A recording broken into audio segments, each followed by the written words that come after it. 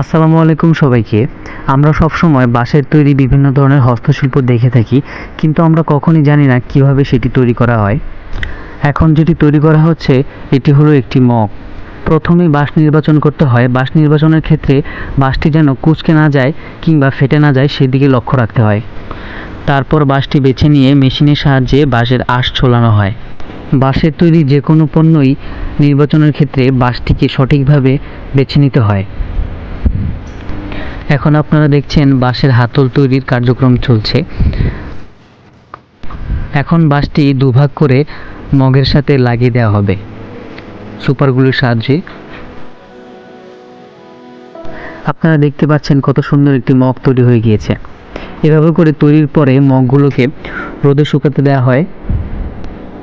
তারপর এই মগগুলোতে varnish colour করা হয় যেন চকচকে সুন্দর হয়ে ওঠে।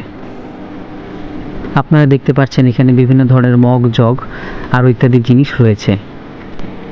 হাত দিয়ে এত সুন্দর জিনিস তৈরি করা যায়, সামনাসামনি না দেখলে আসলে বিশ্বাসই করতাম না।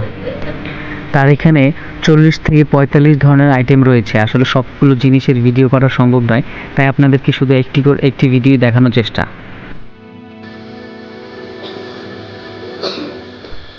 আপনারা এখন দেখছেন একটি সুন্দর বাঁশের তৈরি জগ, আর এটি একটি টিস্যু বক্স।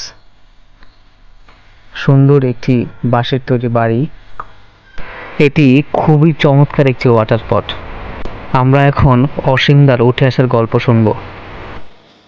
আমি অসীম কুমার দে, কাজ করছি খাগড়াছড়ি থেকে বাঁশপণ্য নিয়ে।